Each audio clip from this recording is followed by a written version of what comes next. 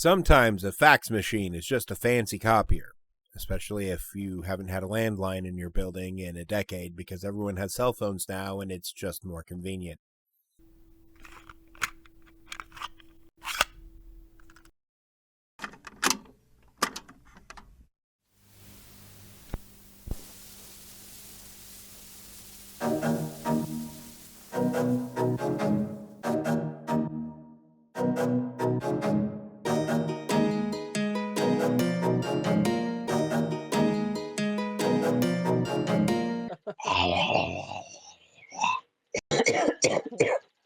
This is quality content.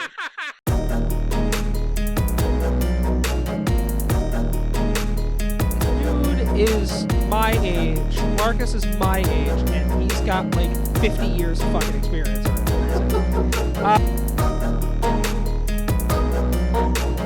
Let her vote the fuck out of her chance in a second.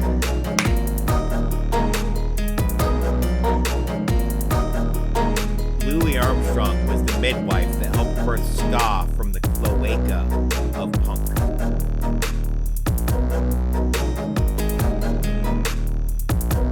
You guys heard it here first at LTN Media. There's packs of wild stray dogs that control most of the major cities.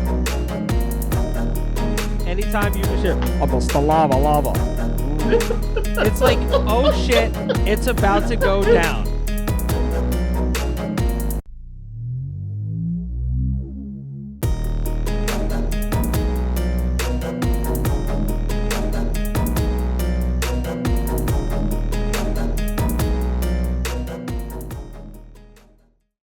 Goblin dick. Hello, everyone, and welcome to Less Than Normal. I am Chris. Joined with me, as always, are my lovely colleagues, Dave and Bree. Can I kick it? Yes, you can. No? Tribe Called Quest? Nobody? I know. All right, cool. Can we fix it? Yes, we can. No. All right. So I guess I was the only one who was ever cool. Awesome. You were cool? We have a loaded. If you show were the for only you one, today. are you cool? Yes. Cool is what the majority does by definition. Wow, Dave's so punk rock, man. Fucking A. Yeah, We fucking have a- B, it has more holes. Anywho, we do have a loaded show for you today. I do have a fun little tidbit for anyone who wants a bit of a laugh. For those of you that are part of my Snapchat streaks IRL, you would have gotten this information already. But about 2 o'clock this morning, I fell asleep with my phone in my hand. And for those that don't know, I have like the Galaxy, so some sharp ass edges. Dropped my phone, hit me right in the fucking tooth, cut my lip open in like 3 spots. The corner of my phone hit me right in the mouth. I was so pissed. Yeah, So my lip is all swollen and shit.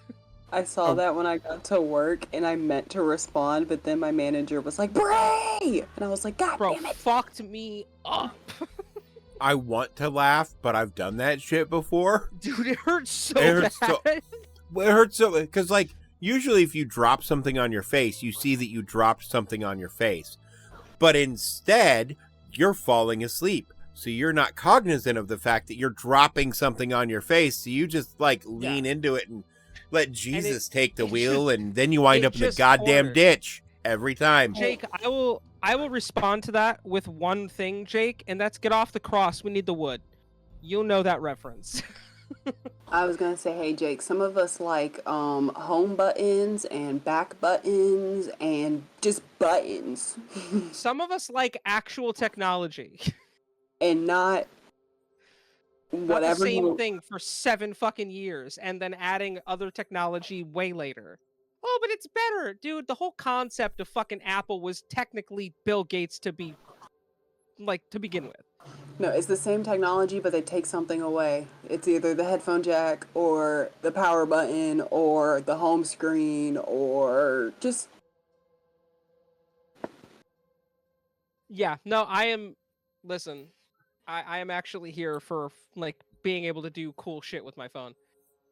Oh, but they gave us dancing emojis! Whatever.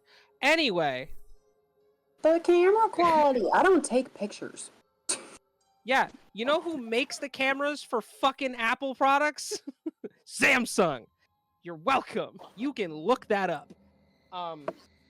Anyway, we should definitely jump right into box office numbers. Anyone want to take a guess at what's number one in the box office this weekend or this past weekend? Wolfman? No, it's a good guess though. It's not, so it can't be an opening weekend movie then. It's not an opening weekend movie. Sonic 3. It's not Sonic 3. Dave, do you have any guesses? I have one. If you say Debbie Does Dallas, Dave, I fucking swear to God. Or Jesus Christ, there's something. Although that is a good, there are haven't been not- as many Jesus movies. It's not JC2 Revengeance. No. Oh, okay. In its fifth week in the box office, Mufasa comes in at number one. It made 12 million last weekend. Total grossing, at least in the U.S., is 211 million. I'm surprised. It's about 211 million more than it should have made. I fucking agree, dude. Number two of the box office is a movie called One of Them Days, and its opening weekend got 12 million. Yeah, it's a movie, Keke Palmer and SZA, which honestly, it sounds like that's a fucking great movie. And Cat Williams is in it. Fucking Cat Williams. It sounds like it's hilarious. I want to see it. Number three in its opening weekend in the box office is Wolfman. Did 11 million. Number four, coming in at number four is Sonic 3, and its fifth week made 8.6 million. Total grossing 220 million US. It's good. I've heard it's good. Number five, which is a movie I desperately want to go see, is Den of Thieves 2 Pantera. In its second week in the box office, did 6.6 million. So far, that movie's gotten to about 28 million worldwide, or not worldwide, but US. Honestly, the first Den of Thieves was an awesome movie. I really want to see the second one. We have a couple mainstays. Moana 2 comes in at number 6 in its 8th week in the box office. 6 million it did. It's done 445 million. Just in the U.S. Just in the U.S. Number 7 in its 4th week in the box office is Nosferatu. 4.1 million. That's total grossing in the U.S. so far. 90 million, which is amazing for a fucking horror movie. That's really good for a horror movie. Yes. Number 8 is A Complete Unknown. It's 4th week in the box office, did 3.7 million. Number 9 in its 9th week is Wicked. Wicked gonna stay in the top 10 till it exits theaters. Oh, yeah. Even then, 3.6 million, 466 million US, and number 10 is Baby Girl. In its 4th week, the 2 million. This weekend we have the new Mark Wahlberg movie is coming out, Flight Risk. It's got Mark Wahlberg, Leah Remini, Topher Grace. It looks it doesn't look too bad. They've been playing a lot of the previews during like commercial breaks for Monday Night Raw, and it actually looks pretty good. Another horror movie that we've watched a trailer for called Presence with Lucy Liu. That'll be out this weekend as well. We are a week away from the movie Dogman, which if I could see another fucking commercial for that movie, I'm gonna scream. Every single commercial for WWE, I swear, involves Dogman. So aggressive. Like, I'm sure it's probably a good movie, but it's like, y'all need to tone it down. And like big movies wise, I think, yeah, we're still a little less than a month away from our first like big release of the year. That'll be Captain America: Brave New World, which we have a new final trailer for you guys today. Was it Jake that you said doesn't like watching final trailers or something? Jake, you're gonna hate this entire episode, man. Because from yeah. what I've seen, it's a lot of the same footage that has been in other trailers, with just a little bit extra. Yeah. Do you have any movie reviews? I have two, and I've had over a week to try to figure out how to review one of them. So we're gonna start with Wolfman while I still try to figure out how to review the other one. Wolfman is the newest horror movie directed by Lee Winnell, he's the writer of Saw and Insidious, and then he directed The Invisible Man, which came out in 2020. I say all of this because these are, movies that people who have seen them kind of love them. So a lot of people's expectations were very, very, very high, including mine, because I loved The Invisible Man so much. And then he's also done this other movie called Upgrade, which is kind of like a sci-fi thriller kind of horror, which has a lot of really cool ideas and camera tricks and stuff like that, and you see a little bit of that in this movie.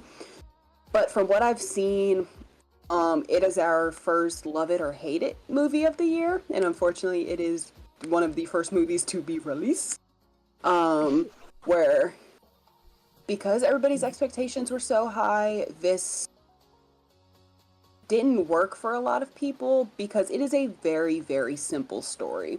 It's a guy and his family go to this house in the woods, essentially.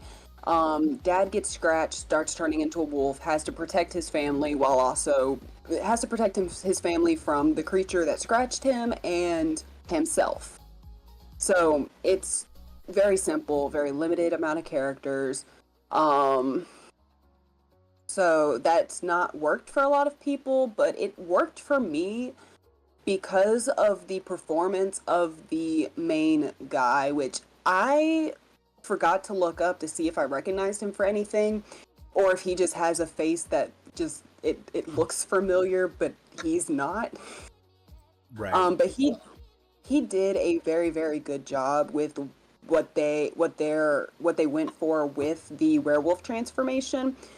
Because, like, you think, like, most iconic werewolf transformations of all media, it's American Werewolf in London. That's not what this is. This is more body gore and body horror version. Oh, well, that's fun. Yeah, so it's like teeth falling out, hair falling out, fingernails falling out, body bending in ways it shouldn't. That's brutal. And then I think Lee Winnell also did a very good job with, like I said, with Upgrade, it has a lot of cool camera tricks in it. This also, not nearly as many, but it has a lot of cool and new uses for the camera, the sound design, specifically in one scene to show his transformation between like his regular hearing and like the wolf infection taking over, and like how his hearing progresses and gets better. There's one really cool scene in the movie that even people who don't like the movie, they did really like that part to it. It also does a really cool visual thing where it'll go from like what, most people see to then the camera will spin around and you'll see like the wolf vision. So how the main character perceives the world versus how, the world actually looks, which I really like that trick. Yeah, that's pretty cool. Yeah. The final werewolf look has also been one of the very divisive things, because it's a new take on what werewolves look like. Sometimes they look like full-on wolves, like in Twilight. Other times it's American Werewolf in London. It's a very different look from all of those, even including the original Wolfman movie. So that's another thing that's been very divisive. Because it starts off very subtle, where you just see like the lines in his face start to change, and his hair starts to change, and his teeth start to change. So it starts off subtle. So by the time that he's like full wolf, it seems jarring if you don't notice the subtle changes throughout the movie. Right. I think my favorite werewolves are the ones from Resident Evil 8. Kate Beckinsale and Leather. Oh, Underworld. Underworld. Yeah. They did a really good job with what a hybrid human wolf would be. Yeah. They were pretty good. Anatomically, theirs make the most sense of the ones I've A lot seen of from sense, Hollywood. yeah. And then final thing I'll say for Wolfman, which I enjoyed it, but I can see certain aspects of the story and script writing that other people have had issues with, and I can see that, but it didn't ruin the movie for me. But like Lee Winnell, he was a co-writer on this, so he didn't do it solo. And we know the man can write because he did Saw and Insidious, which went on to be huge franchises. Right. But there's an aspect to the story that basically the theme of this movie is generational curses and trying to break them. Because his father aggressive with him while they're young, well, when he's young, but it's like within the context of the situation, and he's not really listening to his dad. Yeah, I can understand not him being aggressive, but being like, hey, what the fuck are you doing? So then there's an aspect of the story later. So that's something that I feel movies really struggle with. I've kind of always felt this way, but especially after I became a parent. It's one of those things where like movies try to dance that line of like, this is but without ever showing crazy extremes. This is bad parenting or this is good parenting. Yeah. And you're like, no, A, it's all situational. And B, sometimes your kids need told they're very wrong. They need like correction is required. Right. Yeah. And so that's a problem that some people have been having with it, because then when he gets older and he has a kid, he tries to not be aggressive or do any of the things, because he basically says, my dad scared the shit out of me as a kid, so I don't want to be like that. So he tries to correct his daughter on something, but he feels like if his voice raises at all, it makes him feel like he's a bad parent. So that's an issue that some people are having, where it's like, is this movie trying to say that he was abusive, or? Well, that's kind of the world that like my generation is in now. It's the whole, our parents were a certain way, we don't want to be like that, and then that's when like it's one of those weird like tropes where it's like people are gonna feel a different way about that depending on their own upbringing and like their own thoughts, which is fair. I think putting that into a movie allows for interpretation, and that's always a good thing. Look, so humanity has continued to fail upward through all of its existence. Yes.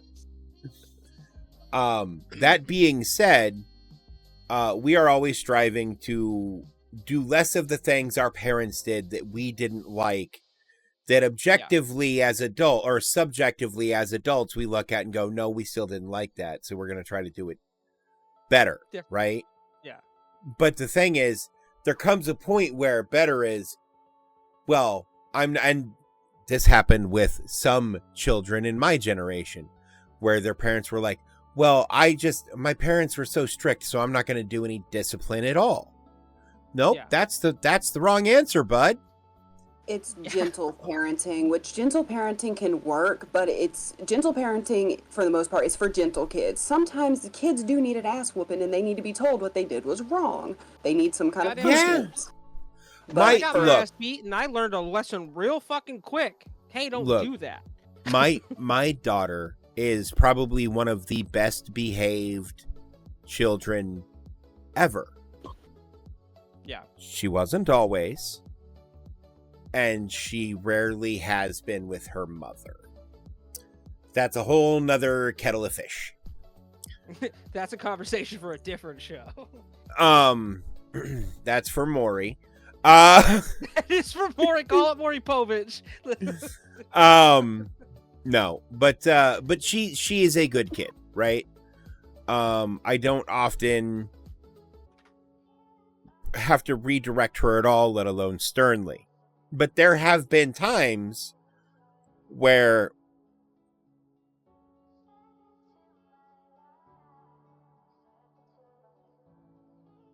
right.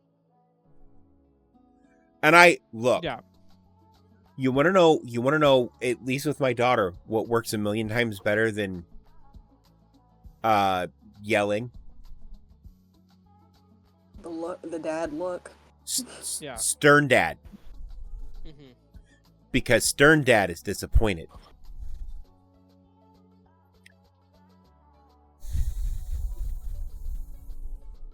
Yeah. Go to your room. I know that look. That's the look of the disappointment. It's like, will you ever just Bree, beat my it's ass, okay. please? Because that's... Yeah. Bree's about to explode. But She wants to make the anyway. joke. She wants to make the Anyway, joke. Wolfman. But yeah, so if that aspect of the story turns you off, then you may not enjoy it, because I know it turned a lot of people off.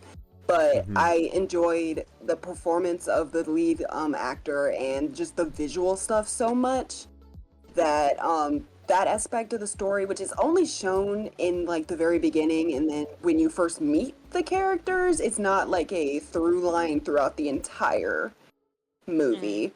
So if you can get past that, then I'd say check it out. You can get past anything. Just put your mind to it.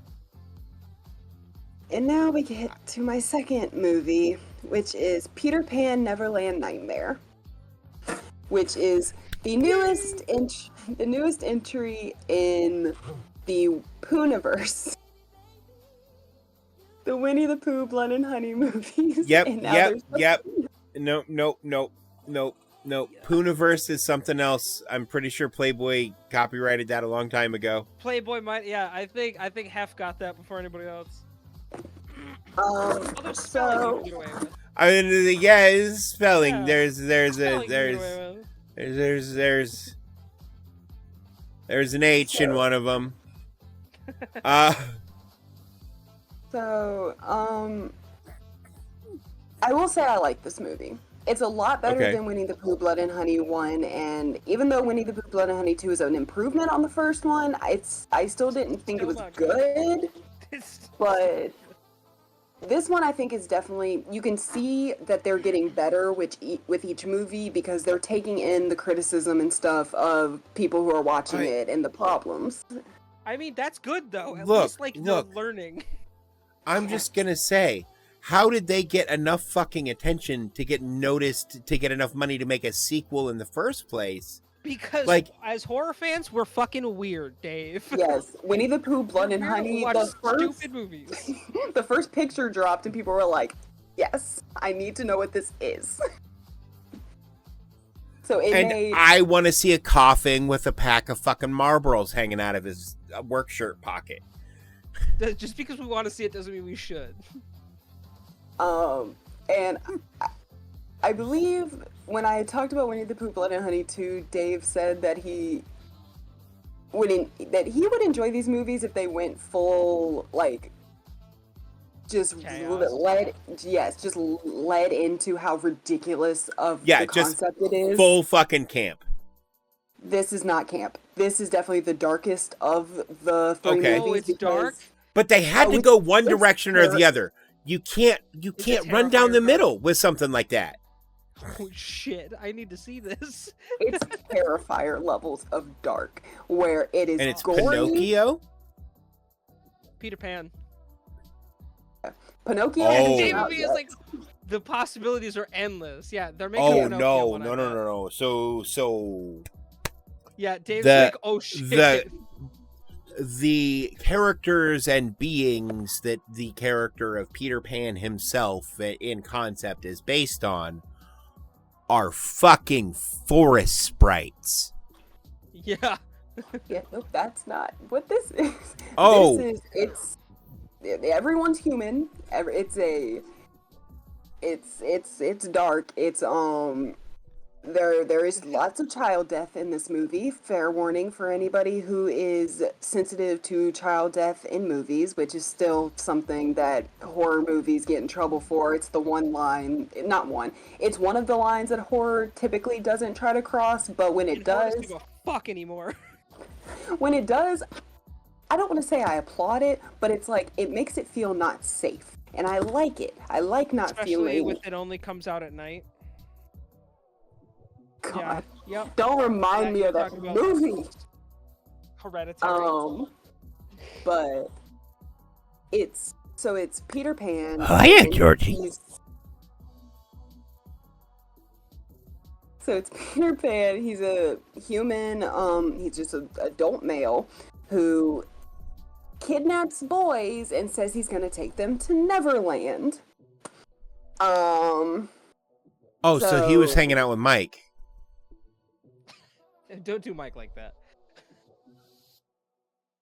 And yeah, and I like how, whereas compared to like the first Winnie the Pooh movie, it's basically just if you put Winnie the Pooh and Piglet in any other mask, nothing about the movie changes really. It's not really a Winnie the Pooh movie. It's just a slasher where the killers happen to have those masks on. This one actually integrates a lot more Peter Pan characters and stories and stuff. Like his shadow is an aspect, Captain Hook is an aspect, Tinker Bell is an aspect, which I'll get to that. That's the one aspect I've been trying to figure out how to review. When the voice changed, it was like, oh god. So yeah, that was fun. And so it's Wendy's. Was it John or Michael? I think it was Michael gets kidnapped. Whatever the youngest son's name was, Michael. I can't remember. It is Michael. Yes. Michael gets kidnapped, so Wendy, has to try to find him before Peter takes him to Neverland. And it's, like I said, it's very gory. It's like the practical effects look really good on the kills and stuff, so it doesn't look bad like it did in the Winnie the Pooh movie. The one aspect of this movie that I don't want to say I didn't like, it's just when it popped up, I immediately got concerned with what the intent was. And if I need to move on, just let me know. So, like I said, Peter Pan kidnaps little boys. He says girls can't go to Neverland. Tinkerbell was the first kid that Peter took. Oh. Yeah. So at first, when Tinkerbell popped up, I said, oh no, what are we doing here? Because I don't know how many people actually care about Peter Pan Neverland Nightmare, so I was like, do I spoil this or not? So if you do not want it spoiled, if you care about this movie, at some 5, 4, 3, 2, 1. Yeah, it's revealed that Tinkerbell was once little Timmy, and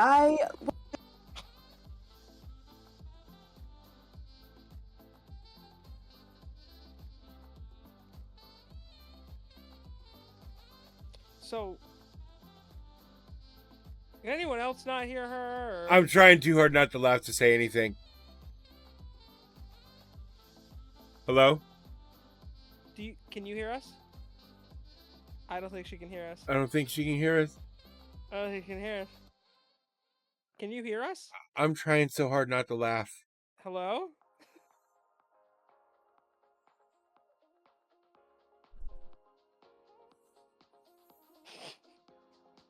We didn't get any of the payoff. The minute you started saying anything that would be remotely a spoiler, you went away. And I was trying so hard not to giggle. Yeah. Because My phone decided to connect to headphones that I don't know where they are. I thought these headphones would be dead by then. But like I was saying, spoilery, 5, 4, 3, 2, Just say fucking 1. spoiler. Yeah. Tinkerbell was at one point little Timmy, and I didn't know where they were going with that. I was like, what is the intent? Are we being hateful? Are we being mean, spirited, any of that? But yeah, it didn't come off as hateful, so it did help a little bit, but it didn't help that I was in a theater with a bunch of people who snuck into the movie, and they were being assholes the entire time. Yeah, it sounds like you just live in a shitty area. Because, wow. That's Yeah, like the story of Christmas. Yeah, so I enjoyed the movie for the most part. It is, if you want these movies to be more campy and more fun and don't take themselves seriously, that is not what this is. This is very Terrifier. Oh, like Terrifier 2? Or Terrifier 3? Honestly, it has the dirty, grungy look of the first movie, but it actually has a story to it, so it's not the first movie. And it If has Terrifier was a Grindhouse film. Yes. But bad. And it has been revealed that Peter Pan is going to be the main villain of the Pooniverse. Oh, yes. Just, I'm here for whatever chaos that they're bringing. And before the movie started, the only trailer we got, because this was a Fathom event, so I had to pay for my ticket. Time out.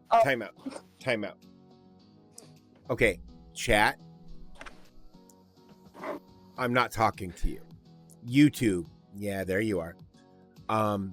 So I need you to tell me in the comments how the fuck the YouTube auto captions are spelling Pooniverse.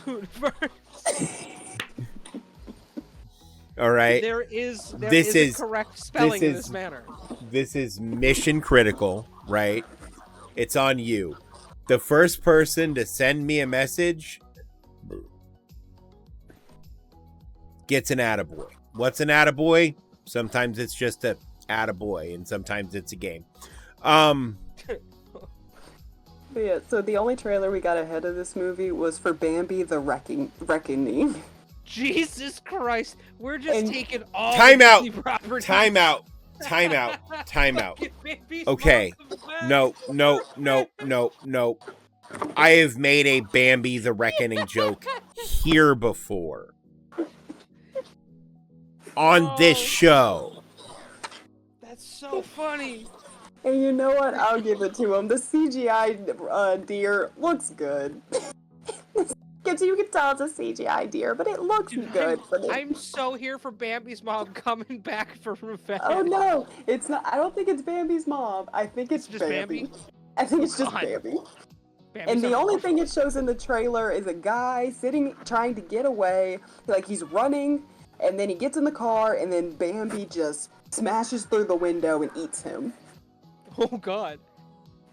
Yes. I loved that giggle, Chris, first. Yeah. Second, and more importantly, probably not. I hope it wasn't more important. I forgot. Anyway, moving on. You want us to circle back in like 5 minutes? We'll come back to you. How does that sound? We'll let it come to you. The conductor may spin back around. Do I have anything else to say about Peter Pan's Neverland Nightmare? Oh, there was one more thing that I've seen other people kind of not complain about, but they've pointed it out, and I noticed while I was watching the movie. There's a scene very close to the beginning of the movie that is very Pennywise and Georgie-esque, and it's basically like a complete kind of copy of it. Yeah. And then it is the story. I don't know if Chris picked up on it, on somebody stealing, children and keeping them locked up. It is very the Black Phone-esque. Okay, yeah, that's kind of where I assumed. Yeah. And the Black Which was Phone was supposed. excellent. Yes, but that's because it's directed by Scott Derrickson, so of course it's excellent. And Ethan Hawke is in it, so Yeah. yeah. Which we'll be getting the sequel to that later this year. How are they doing a sequel? I don't know. I'm not gonna ask questions I don't need answers to. Drugs.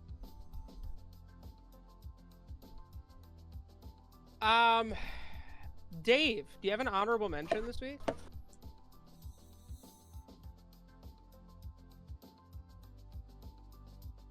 It's drugs. My honorable mention this week. It's drugs. It's drugs. It's drugs. We here no, at LTN it's- do not endorse drugs. Do not condone the use of drugs. But plants are fun.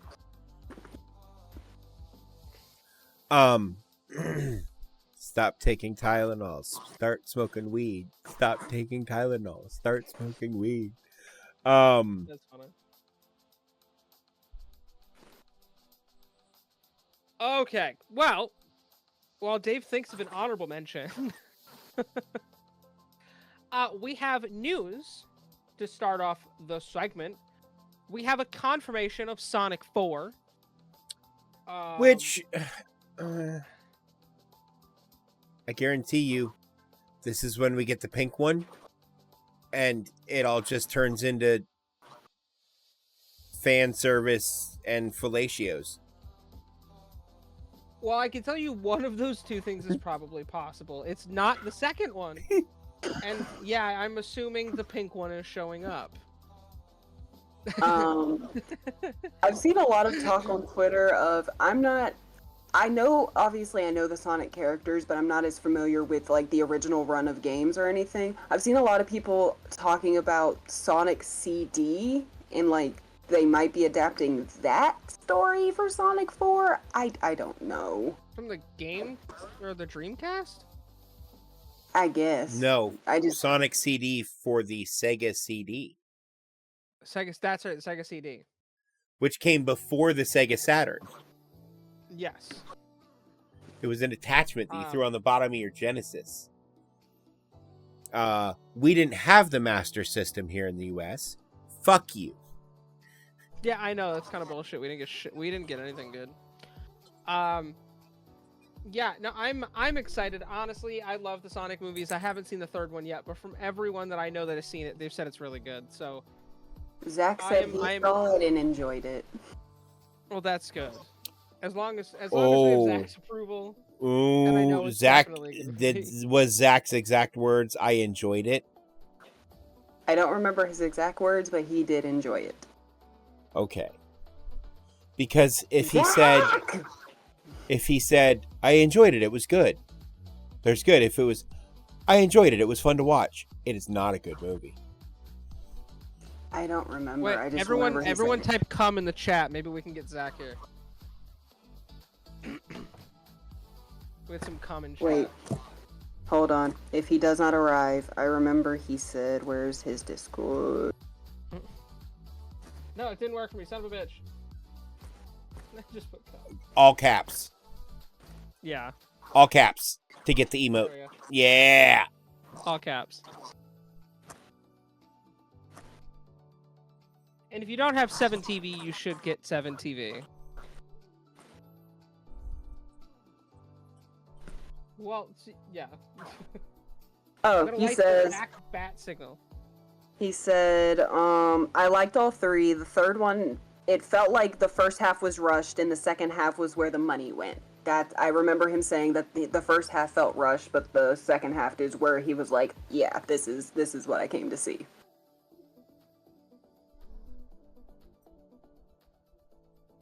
Oh, all right. Yeah, that is slated to be released March 2027. I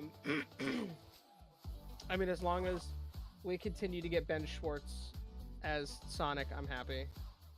Continue to cast James Marsden. The whole cast, just don't change the cast. Just bring back Idris, bring back Keanu. I don't remember who Yeah. plays Tails. I don't remember who plays Tails either. We do How do you have. not remember who plays Tails? I can't remember. His name. Let's find out.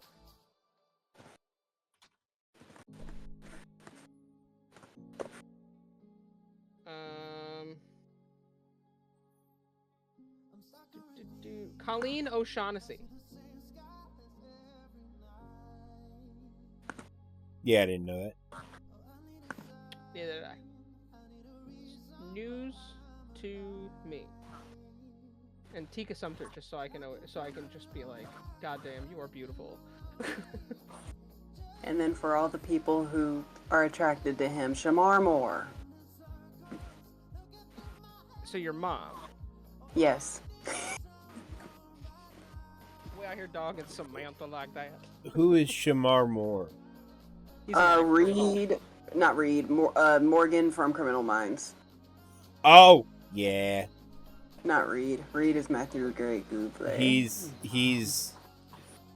excuse me. He's awesome in everything I've seen him in, though, to be fair. He's Reed in everything I've seen him in, and that's just Criminal Minds. No, and no, SWAT. I mean Morgan. Oh. Shamar Moore. Yep, not Reed. Why do I keep saying Reed? He's Morgan Reed. in everything I've seen him. I keep thinking about Matthew Gray Gubler, that's why. He's Matthew- Morgan in that's- everything. Look, I want to watch Matthew Gray Gubler play through the BioShock games and give commentary. I'd watch that just for the fucking BioShock, because it's my favorite game series. Dude, I've been thinking about, okay, so I found a BioShock item randomizer Oh, that's cool. that I'm going to see if I can figure out how to get it to work. And I might play that on stream at some point, because that sounded like a lot of fun. So, like, Dave, what am I looking at? Sorry, Chris. Continue. No, say speaking of video games, we have a video game to movie adaptation trailer to watch.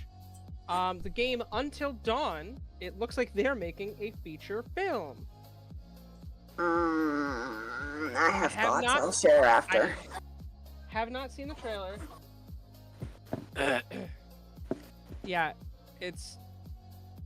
that is. I'm gonna see that at the foot of my bed tonight.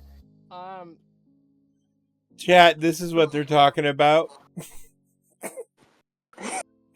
For context, before I get into my thoughts after the trailer, Until Dawn is my second favorite video game of all time.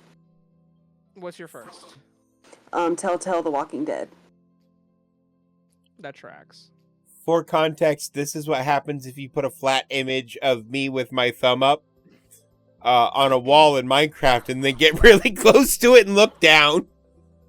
It's about accurate. I Looking like fuck a fucking- you.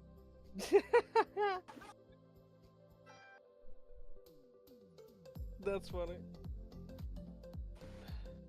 All right, I'll pause the music. Has there been music playing the whole time? It's no copyright and it doesn't wind up in the background anyway. Oh, it's like I had no idea. Yeah, no, I always was try so to crazy. play some sort of vlog music or something like that that's on the no copyright list. Whole video's muted.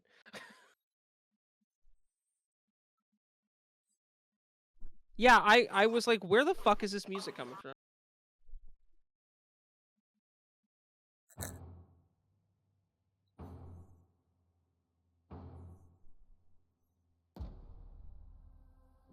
I'm looking for my sister.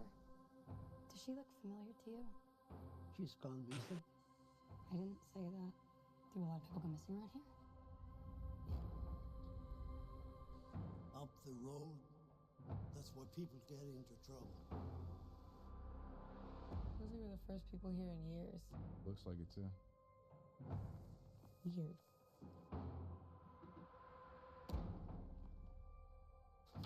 That's my sister's signature. Oh, shit.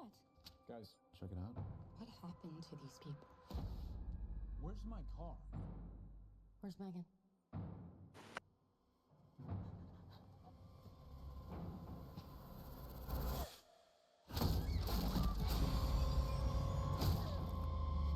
Oh.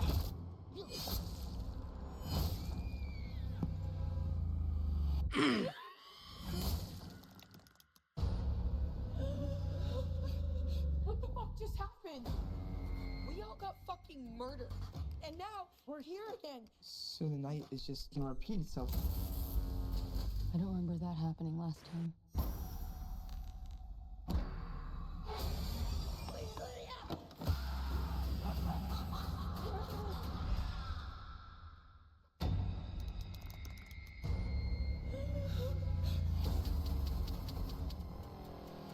Holy shit.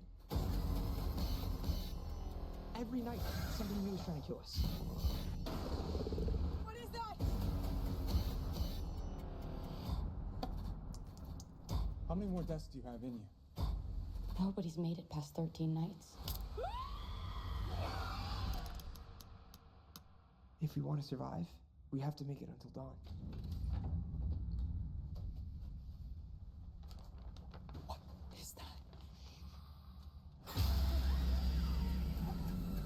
is that? What was the premise of the game? I'm just gonna grab it. Don't move. A group of, I'll go over it once the trailer's over. Is it gone? Yeah, it's gone. What? It's still okay. Okay, so The premise of the game is it's a group of friends who they're at the one of their friends' like parents' cabin, and a prank Right, goes and wrong. it's the Wendigo, right? Yes. yeah. Okay, yeah, I've And- seen that. Yeah, or and you bits of find it. totems along the way that can help you make the right decision, so that you can keep as many characters alive as possible. And they have to survive until dawn, and like I see aspects of the game in this trailer, and I'm sure this movie is going to be a fine movie. It's not Until Dawn. Okay, but where? Because I also played the game. I don't see a fucking single aspect of the game in that. There's Surviving one until scene. dawn. Yeah. There's one scene where you can see the mask. It's an old game. I'm just gonna spoil it. You can see Josh's mask. Yeah. At one point, and then I think I saw a Wendigo, or I'm not sure what I saw. There's lots of different creatures. If you want a good Wendigo movie, watch fucking Antlers. If you want a good Wendigo movie, watch the Pet Hulk Sematary? and Wolverine take on the Wendigo. Or whatever it's called. It's an animated movie, but they have to fight the Wendigo and they kill the Wendigo, but the Wendigo passes its curse to Wolverine. And so the Hulk has to beat the shit out of Wolverine while he's transforming into a Wendigo. It's crazy. Jesus. It's crazy. I was But- hopeful. But honestly, there was no right way to do this movie, because even if you followed the characters and followed the story of the game, because everybody that plays a game gets a different version of events, somebody would be mad that the movie didn't go with their playthrough. Yeah. But I'm like, y'all could have at least tried Wendigos. See, Just straight up okay. Wendigos. Okay, here's the thing. I think they should have made the movie following the first game to a T with the same casting they had for the game, because all of those actors, still actors. Remy Malek, fucking Hayden Panettiere was in it. Hayden Panettiere was in it. Who else is in it? Jordan Fisher. Wait, was that Jordan Fisher? The no, guy- No, that wasn't Jordan Fisher. Wait, Brenda was it Jordan Song, I believe, was in it. she was in The Quarry. Oh, she was in The Quarry. That's right. But yeah, I'll tell so what, like who was in the you game. get, and you just, but you know what path you follow to make it a true horror movie fashion? The path of most destruction, where the story continues till the end of the game, where you get the worst ending. So everybody dies. Yes. Because it is possible to kill everybody. Uh-huh. Everyone. Yeah, Jordan Fisher's in it. Yeah. Yeah, it's, dude. I was I was gonna say I was kind of excited for this because the game is cool. I want The to game play is the really good. game. I've seen bits and pieces from all over the game, just because I I've always been interested in it, but I don't want to spoil it Yeah. for myself because I know there's a puzzle element to it. Mm-hmm. But yeah, that's disappointing. Hopefully the next one won't be as disappointing. We have season 2 trailer for The Last of Us.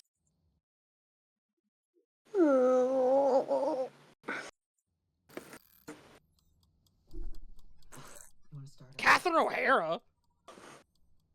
A queen.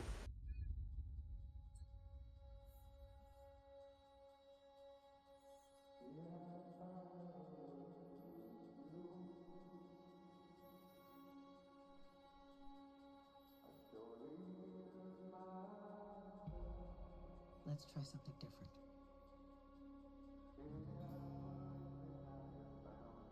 You can't heal something unless you're brave enough to say it out loud.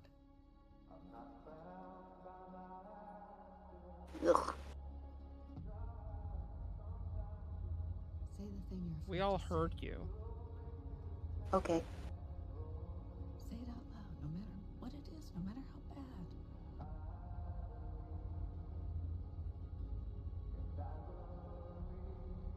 What did you do?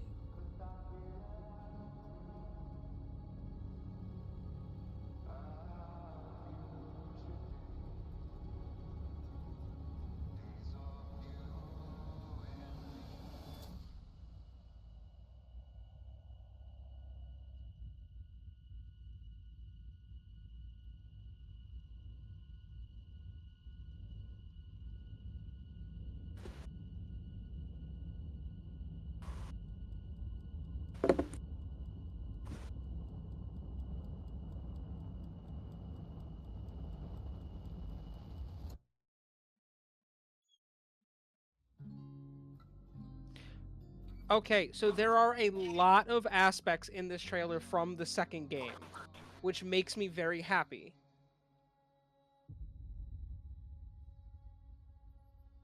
Because with The Last of Us, it is literally the perfect story. It is the perfect story, and if you follow the story that is told, you will automatically have a fantastic show. Like that's just the reality of it.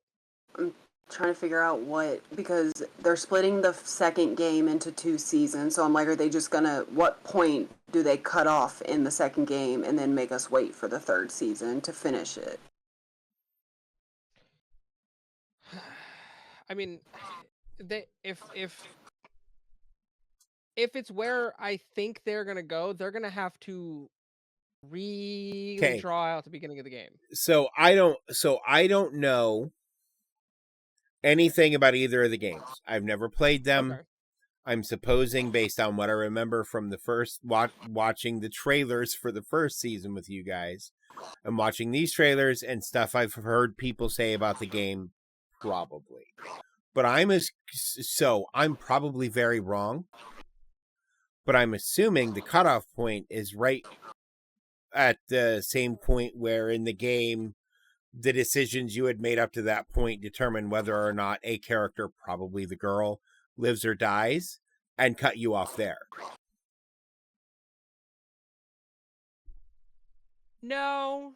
Because Last of Us doesn't really have any decision-making mechanics. It's just the story goes however the story linear goes. story. Yeah, it's a very linear story. I'm aware, but I'm saying there will be a decision involved and someone will die. But whether or not that decision gets made that way and that person dies is going to end up getting held off.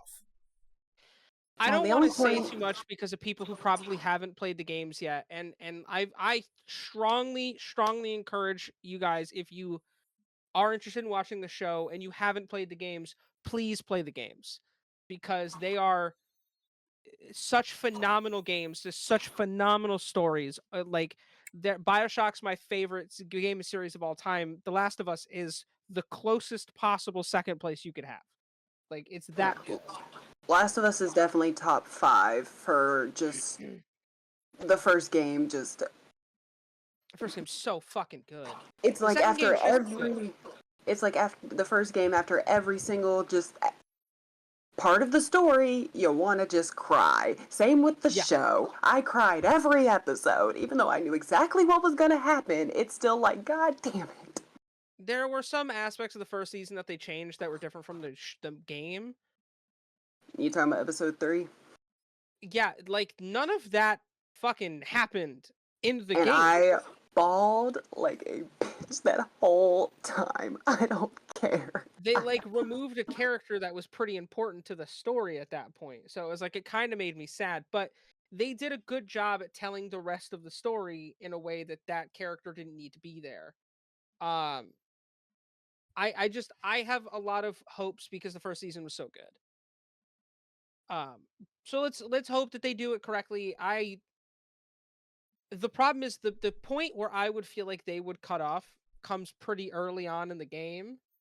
So like Is it the yeah thing? yeah. So like if you're gonna fucking And then where the you're game gonna also does have lots of flashbacks. So I'm like, is the second season going to be all the flashback aspects and the second season be everything else? Or do you implement, like the game does, the present time and then introduce the flashbacks as they come?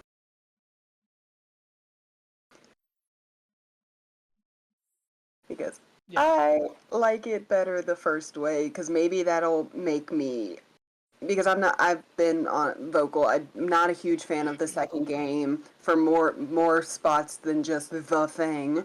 But I think I will enjoy it more if they do it in a way of like all the flashbacks and then in season 3 catch up to all the present time stuff. But I don't know if there's enough of the flashback stuff to make an entire season. Yeah, so you'd have to rearrange the entire story. So I don't know how that would.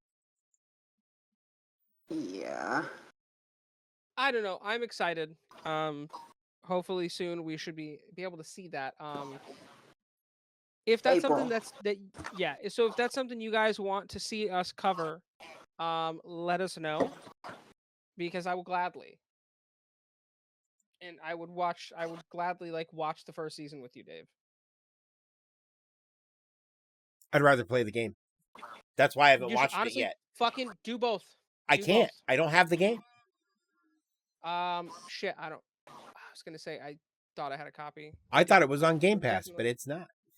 It's not. It's a Sony exclusive. It's on Epic, I know. Epic has the rights to PC. Next trailer we have is for Daredevil Born Again.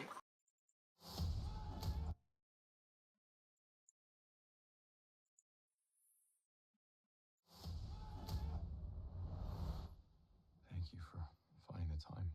Turn the sound up just a little bit. I will admit, it's not entirely unpleasant seeing you again. A lot of time has passed.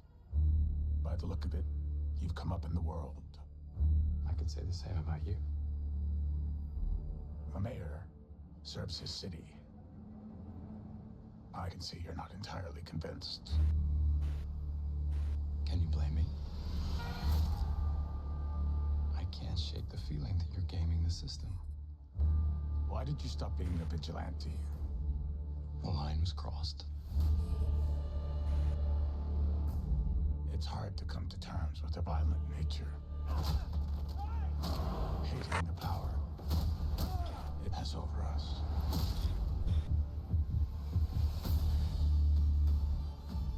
The city can't go unchecked.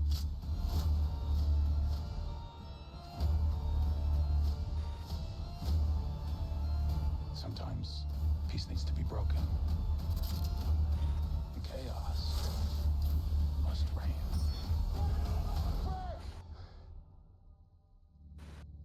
Am I putting the hatchet down? I was raised to believe in grace.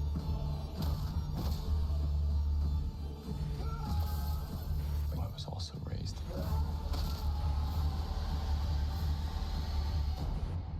to believe in retribution.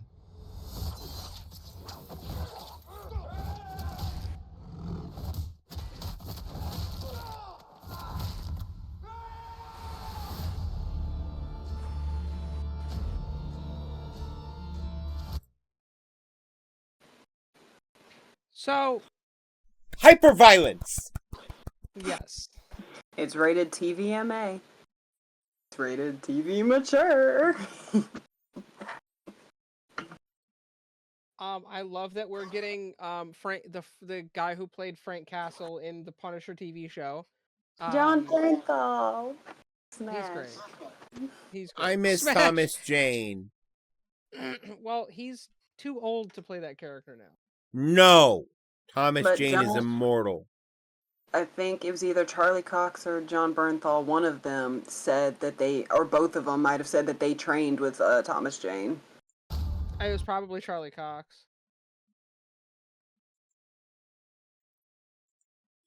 I was going to say Thomas Jane, I think, has more credits as a stunt and combat coordinator than he does as an actor. Nowadays, absolutely. I have to finish Daredevil because I've seen the first 2 seasons, but then I was like, wait, I have to watch Luke Cage, Jessica Jones, and Iron Fist, and then the Defenders, and then I never and then Punisher, and I never circled back around to. I never Daredevil watched series. Daredevil because I watched the first 2 episodes and went, "This is bad." It I gets haven't. better. I never watched any of those because they weren't canon. They're all canon now. Cause Also, talk about the city going like to shit, and I'm sitting here, I'm like, how many fucking Marvel characters are in New York? well, Daredevil, he covers Hell's Kitchen, but anything outside of Hell's Kitchen, that's not his problem. Not his problem. I can think of like 2 now, at least in the fucking MCU that are in at least the greater New Jersey, New York area. And then Luke Cage covers Harlem, Jessica Jones covers I don't remember, and then Iron Fist was bad. Poor Iron Fist, because that's such a cool character. I was gonna say there was a lot. I was going to say the Fantastic Four in New York, Spider-Man's in New York, Jersey, Spider-Man. Who's in New Jersey? Punisher. I was going to say the Punisher hangs out in that part of the country a lot. He's Miss a nomad. Marvel's in so. Jersey. Yeah, Miss Marvel. Like Deadpool's wherever Deadpool wants to be, and I guarantee you we start seeing him pop up in cameo shit. I heard that that's the plan. Oh, dude, no. Doing cameo stuff. I'm waiting for him to walk in. Doctor Strange, yeah, Fantastic Four. Speaking of Doctor Strange, I saw something before we went live that apparently Benedict Cumberbatch confirmed he's not in Doomsday. Oh shit. But this might be an Andrew Garfield situation where he's saying he's not in it and then he pops up. That would be a Benedict Cumberbatch thing to do as well.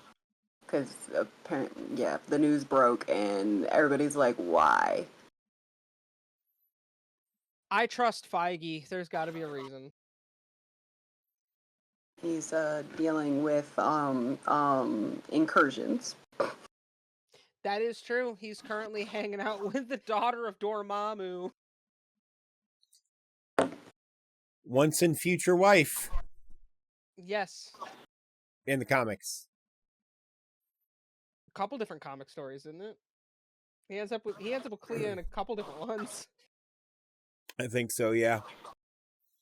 But no, nevertheless, I'm excited for Daredevil. Charlie Cox is a great actor, so I'm excited that they're bringing him in. Obviously, we've seen him in the MCU a few times now. Being Spider-Man, She-Hulk, doing the walk of shame in She-Hulk. Dude, that episode was so funny. It was good. Oh my god, I love She-Hulk was so great. But Jake, here's your warning. We're about to watch the final trailer for Captain America 4. Look away! He's been warned. Yes, while you're gone, check out the new merch. Get to merch, yeah. You can click on that link. I just don't know where it's going to bring you. How'd you do that? I'm a really good lawyer. Sam, you've done well. But this game's got to stop at once. The global power is shifting. You want me? Come and get me!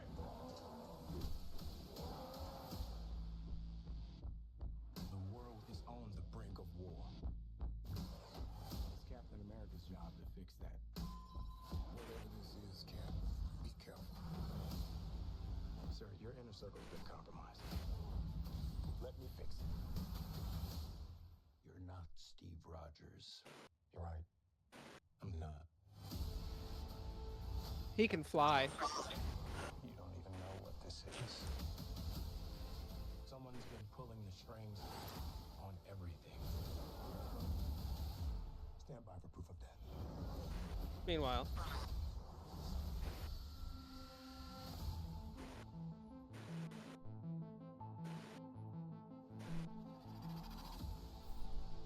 Dude looks so good.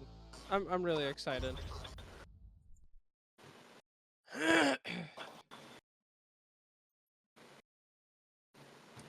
Somebody already creating a bunch of fucking trailers for a new Spider-Man movie that doesn't exist.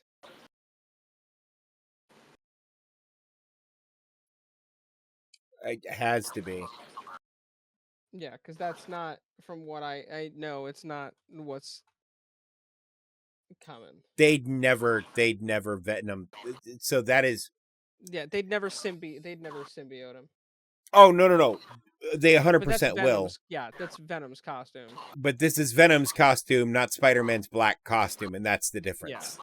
That's why this is wrong. Yeah, that doesn't. Yeah.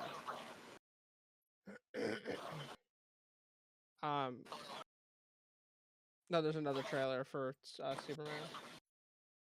I didn't even see it. I didn't see that a new trailer for Superman dropped. Yeah. I don't know. Yeah, I'm so excited for Captain America 4.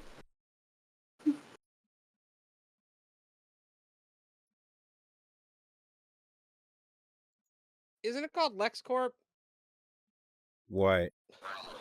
Isn't Lex Luthor's company called LexCorp? It depends. Okay. On the comic line.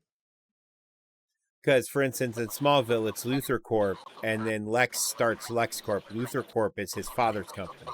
So, it depends on, in the storyline, whether or not Lex took over his father's company or not. Okay. Fair enough.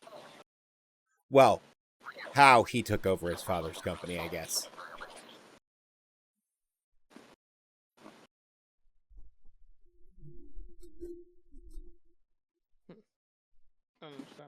Anyway, yeah. I'm excited for all those. We realized that we're like a month away from. Bree, is there an easy Marvel way to go push to talk or something? I can hear everything's coming through twice, and it's crazy. Yeah. I'm gonna see if I could find those random headphones that keep connecting. Can I ask how you lose headphones? It's me. I would lose my head if it wasn't attached. I mean, I know how much I paid for my fucking earbuds, and I know exactly where they are at all times. I spent $20 in a Target.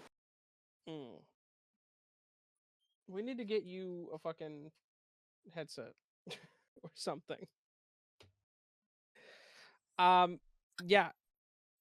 I'm excited. I'm excited to see this. Yeah, same. Did we ever react to the Spider-Man trailer? Yes. Yeah, we did. Okay, well, we're about a week away from Your Friendly Neighborhood Spider-Man. We are about a week away, and that's also exciting as shit. Because that show actually looks pretty good. But we will wait a week to talk about, because the episode drops, I think, next Wednesday, so we'll wait a week and talk about it the following week. Right.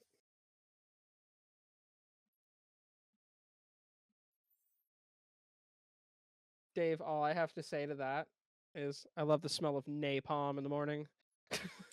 Do you see what's right above that pack of cigarettes? Yeah.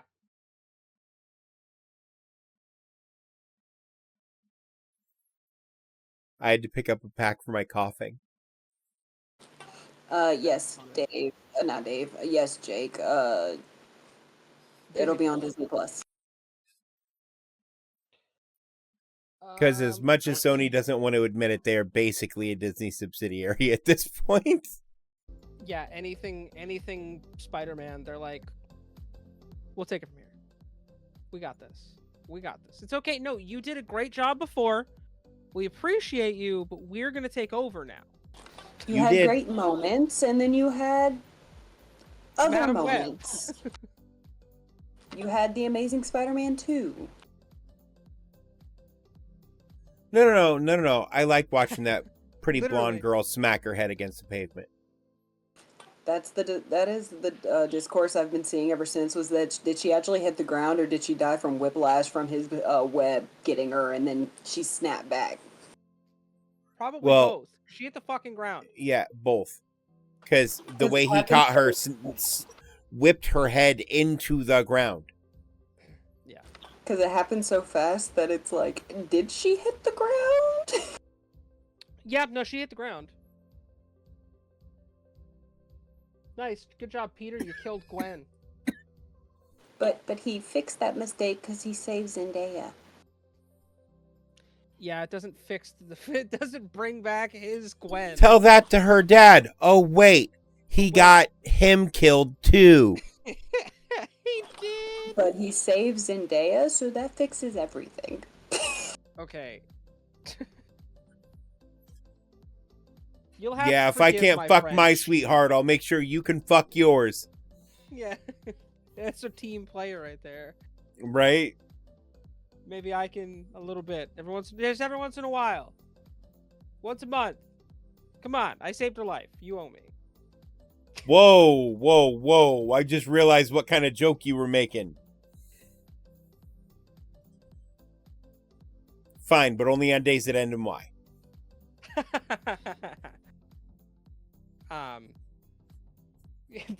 Bree looks so disappointed. That is the appropriate look. Because I was sitting here thinking, I was like, no, if Peter is renting an apartment, they're 18 by that point. Oh, yeah.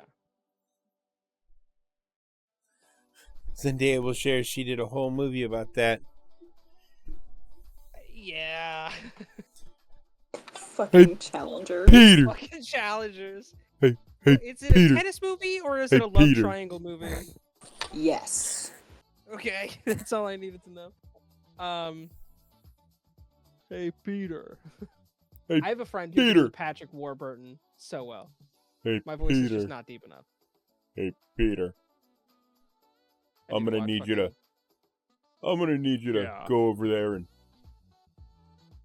Pull the lever, gargle Kronk. those nuts. Wrong lever! Squeak, squeakity, squeak, squeaker, squeaking. Emperor's Hey, New Groove, Peter. anybody? Hey, Peter. Fucking, I just think of him and Ted when he goes, yeah, I got so fucked up last night. I woke up and saw a text message that told someone to come beat me up, and then I sent another one back 15 minutes later and said, thanks. It's so fucked up. I've been binge watching through Scooby-Doo Mystery Incorporated, and Patrick Warburton plays a crazed sheriff in it. And not crazed, but like an interesting sheriff. He plays a Scooby-Doo sheriff. Okay, carry on. Scooby-Doo sheriff. You said Scooby-Doo sheriff, and I knew what the character was. They're all the fucking same. They love their town a little too much. They're mostly harmless, but do things in a suspicious way just to throw you off. No, he loves his mayor a little too much. He takes his job a little too seriously, and he hates geeks.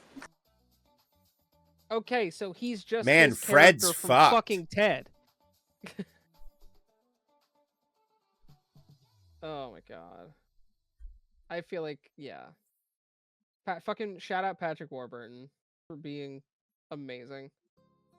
Hey, you know how to really show them nerds? Fuck their mom on top of their Dungeons and Dragons books. Jesus. I don't know. Nerds are into that sort of shit now. Whoa. Some nerds, man. I'm just saying. That's like the thing now, apparently. I'm not saying I am. I'm just saying I've met some people. Yeah. Bro, the internet has broken people, Dave. Anyway. I'm just saying. Anyway. Goosebumps Season 2 has been out for a couple weeks now. Let's talk about that. I'll start. I liked it. It was fun to watch. It was shot reasonably well. The acting was good. The characters existed. Yeah, they did in fact exist. David Schwimmer, number 1. Everyone else, number 2. Fucking David Schwimmer. And by that I mean shit. Jeez. No, it was fun. It was fun. It felt weird sometimes. It wasn't as lived in, I guess, as the first one, right? It didn't feel as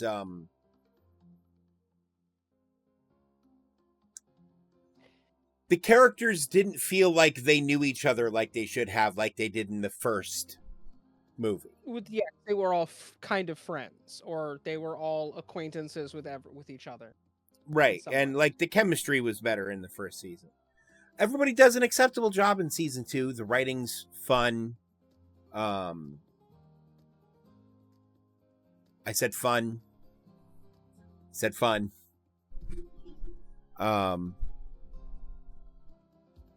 Honestly, I've no real complaints other than it just didn't scratch the itch the same way the first season did.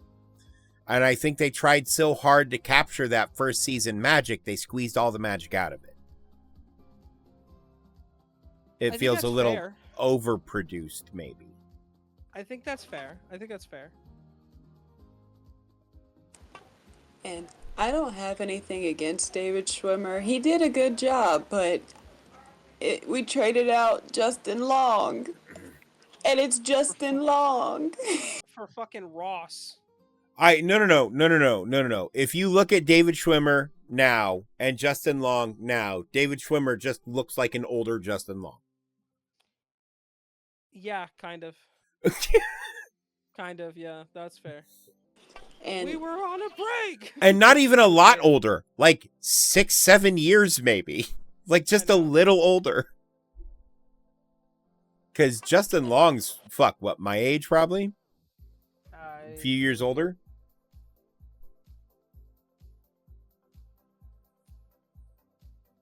Yeah, because I think he would have been in like his early or mid 20s back in the 2000s.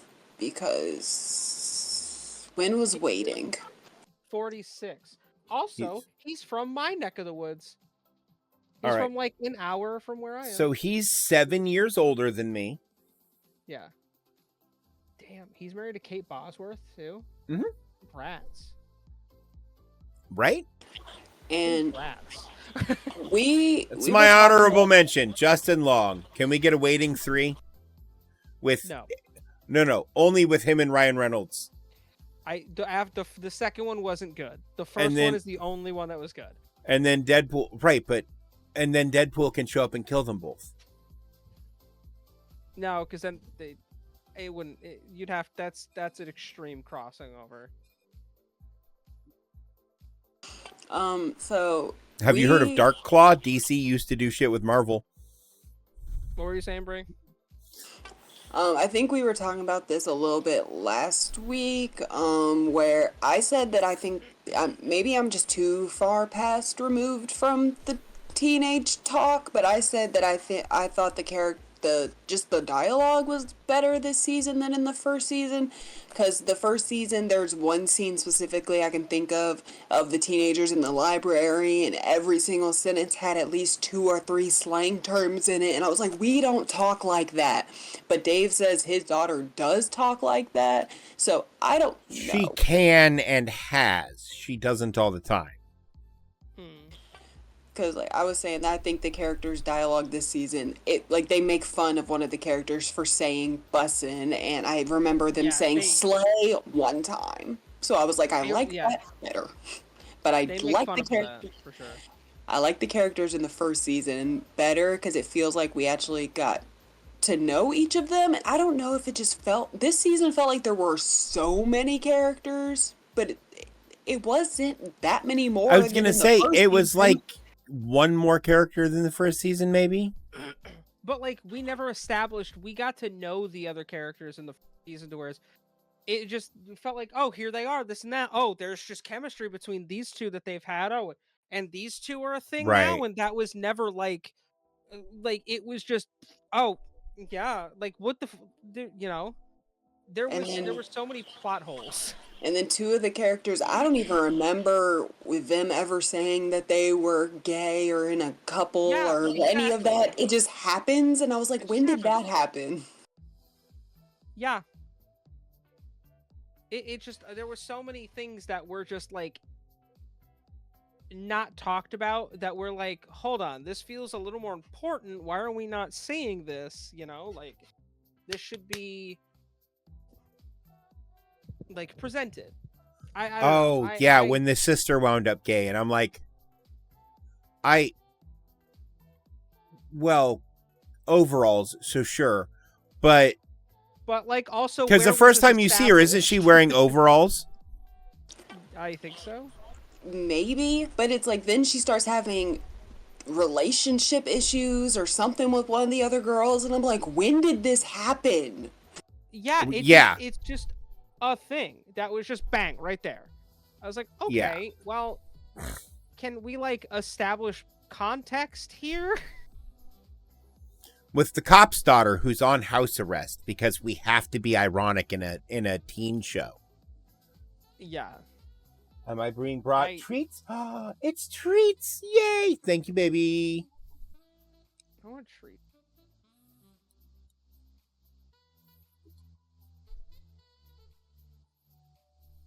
You want an Oreo, Chris? Yeah, sure. Let me just fucking figure out Wonka Vision really fast. Yeah. I don't know about Wonka Vision, but have you heard of this thing, Wanka Vision? No, Dave. All right, anyway. I think my problem with this season is mainly I feel like they tried to do the same thing they did in the first season where you're taking a bunch of the books and you're just like, you know, putting them in there, where I felt like they tried to do this with an overarching story that just didn't fucking make sense. I thought the story... They tried, like, with Monster Blood is one episode, and the Haunted Car is one episode, but, like, the Haunted Car they barely did anything with other than to get the cop's daughter to get the other characters not to trust her, which I get it as a plot point, but like other than that they didn't really use it for anything. Monster Blood, I barely remember that episode. Yeah, honestly, same. And I watched it like super recently, like last week, and that's kind of a thing that sucks, is like the first season, I remember the first season, and I'm not saying that this season is bad. I did like season 2. Mm-hmm. I did. It was good. I'm excited for season 3, but we need to talk about what you shouldn't do in season 3 that you did in season 2, because season 1 was great. And they have a way to continue, like, where they leave season 1 off at, not season 1, season 2 off at, they have a way to continue that story, but I wonder if they're just going to continue with the anthology route and just make it each season its own thing and just leave the way season 2 ended as a just open and shut, like, cliffhanger. Yeah, we don't know what's going to happen. Or what they could do is they could... First season. You put out 4 anthology seasons and then a 5th season tying those 4 anthology seasons together as its own story. That would be cool. If they did that, I wouldn't mind that. It's called the thumb rule. Yeah. And I don't remember who came up with it's a writing. Have you heard of it, Bree? Possibly. Because in writing, there are lots of rules that have to do with numbers. It's another name for the rule of 5. You do 4 things that are the same, and then a 5th thing to really tie up all your loose ends. Like the Poonaverse. Yeah, probably, yeah.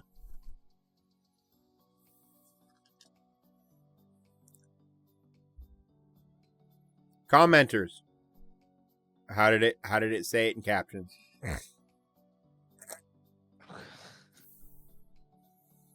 The important information we need to know.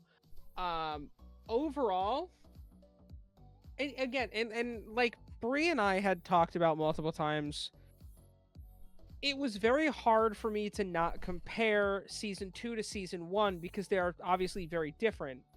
Right. And I think no matter how hard I tried, I still,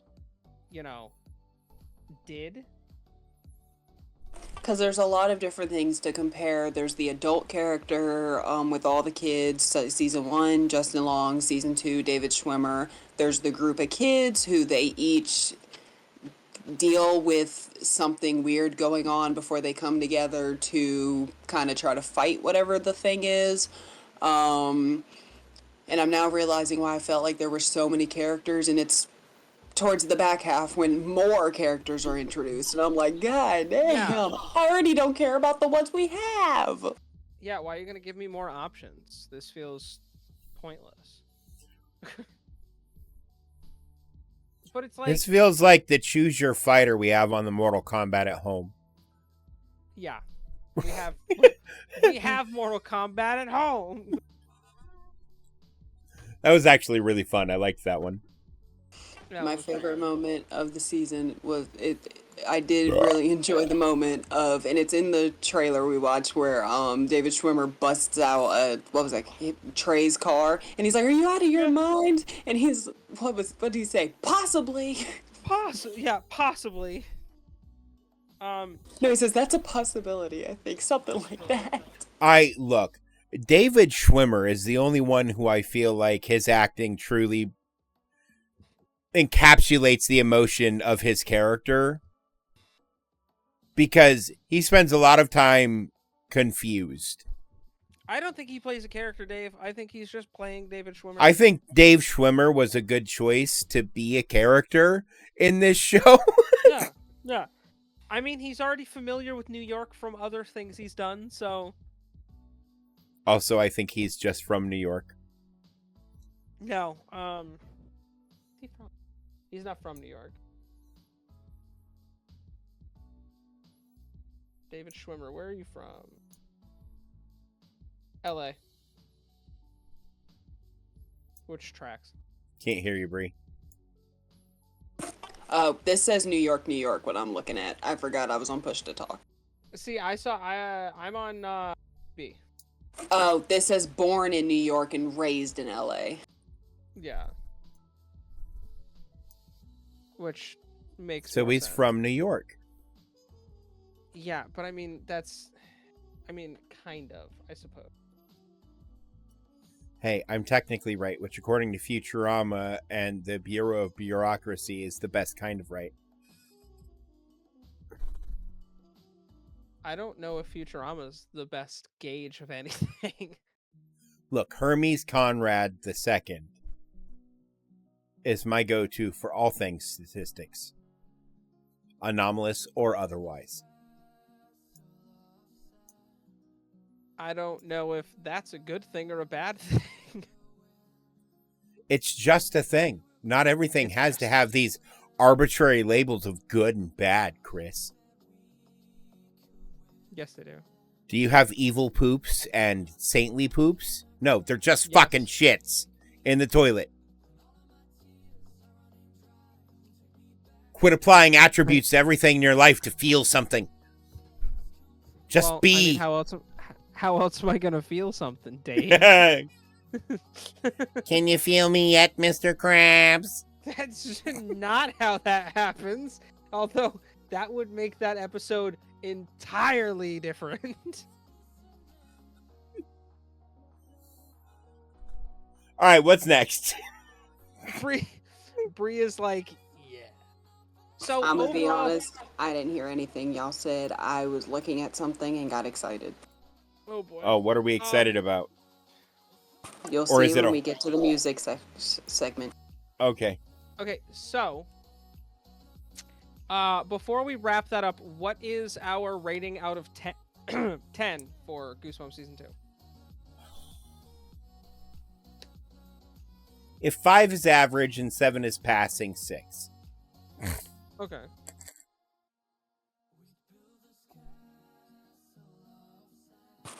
After watching it, I gave it a 7. After sitting on it, 6.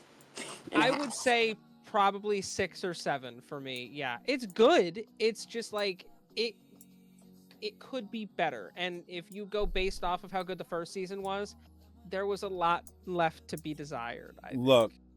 Look. So in my mind, something needs to be a 7 to get a sequel. If it is a sequel and the first one was an 8, does that make up for it enough for them to get a chance to try again? I don't know. I wouldn't. Like, if I were the person funding it, I'd be like, no, fam. You tried to recapture that magic and you kicked the horse. You're gonna stop beating that horse. Some shows do have an amazing first season, have a bit of a rough second season, and then from then on, if they continue, do get better. This is a thing that has happened in a lot of popular shows. So maybe try it one more time. And again, it's like we're not saying it's bad because we all enjoyed it. It's just like I don't know. I wanted to like it more than I did. So But, like, I the was first- looking up ratings for the second season. On Google reviews, it has a 4 out of 5. Rotten Tomatoes, it has a 67% tomato meter, but a 79% popcorn meter, so like audience score. Okay. So it has pretty good rating for like critics and audiences.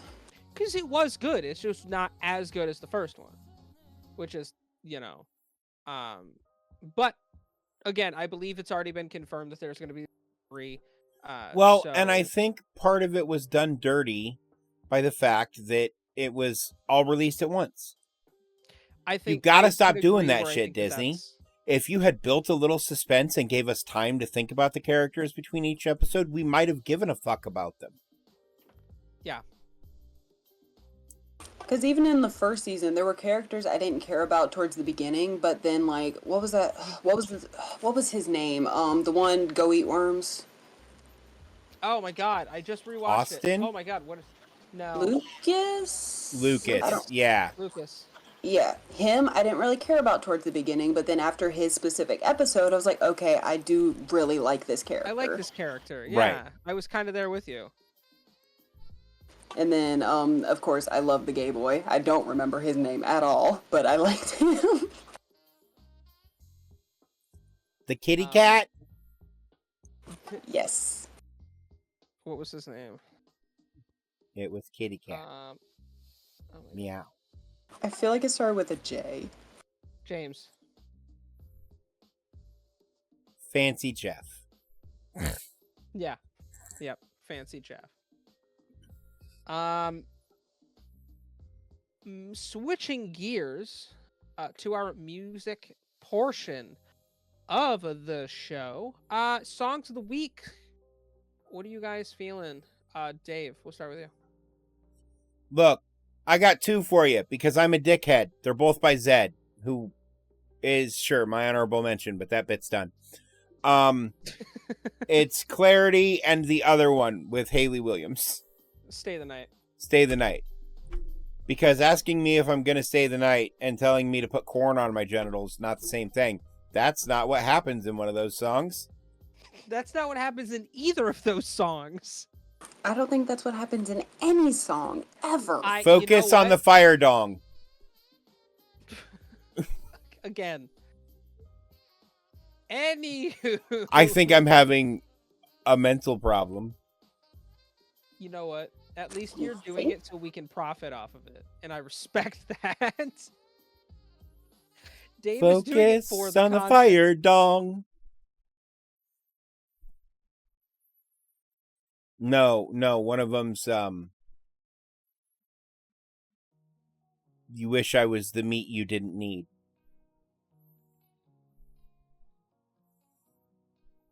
Bree, what is your song of the week? My song of the week comes from an artist that I typically don't listen to, but this song just, it hits different. It's What Was I Made For by Billie Eilish, which was released with the Barbie movie, and where it's placed in the movie, I cry. Listening to it outside of the movie, I still cry. Yeah, that song hits different. Yeah, we'll leave it at that. Okay. Virtual workplace appropriate hugs. Well, normally, yeah. The back tap. Right. Although, if we're being Gotta more leave room accurate, for Jesus. Exactly. The difference is with you guys hugging, it's different. For me, it's upbeat. I was gonna say it's more like uppies. Chris wants uppies. Because I am like a child compared to them. It's true. It is. And he's short. Okay. Sorry, I had to. My song of the week is from an artist that doesn't normally come from me. But it's Never Play featuring RM from BTS by Megan Thee Stallion. Last week I did the theme song for Monday Night Raw. Tonight I am doing the theme song for Friday Night SmackDown. WWE is fucking killing it with their theme songs right now. I need an episode where Megan is like performing that live. Like that would be the crossover I need. Yeah, it's meanwhile Jake's gonna vibe to it. For those of you that'll be watching my stream on Friday, you will be hearing it at least one. Look. It's good, dude. It's Megan Thee Stallion. I fucking love Megan Thee Stallion. I also had no idea who RM was. I'm not a BTS fan, but my man has a deep fucking voice. I was gonna say that all of the girlies were God damn. thirsting over him just saying "What's up, Stallion," and all the girls were like, God damn. But yeah, no, he is the one member of BTS whose name I occasionally do remember because, like, his voice ain't Corpse Husband weird deep. Corpse has but a it's crazy voice. It's okay. But so deep. You see, like, when you see RS and then you hear his voice, you're like, no, that is a tiny Asian man. You need to stop. Dude, it's insane. Like, and the funny thing is, my boy Kevin, who is Laotian, also had kind of a deep voice in high school.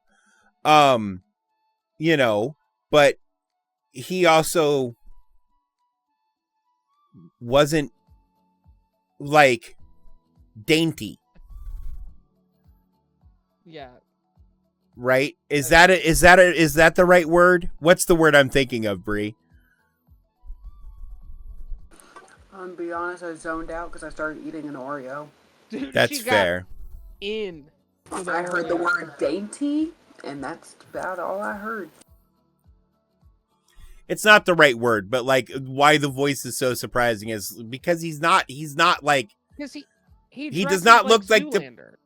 Yes. Also true. Yeah, what? Twink would probably be the best term there. Twink? Yeah. Okay.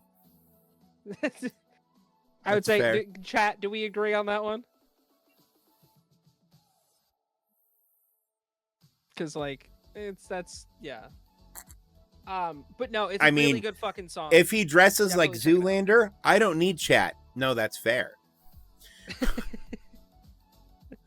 That being said, I would dress like Zoolander because I think it's fun to look at. Fucking Zoolander is such a fun. It's I dumb like as shit, all of but the it's colors so and giant collars. Fuck you. Yeah. I think they're fabulous. Dave continuing to be the gayest straight man I've ever met in my entire life. You should see me in a crown.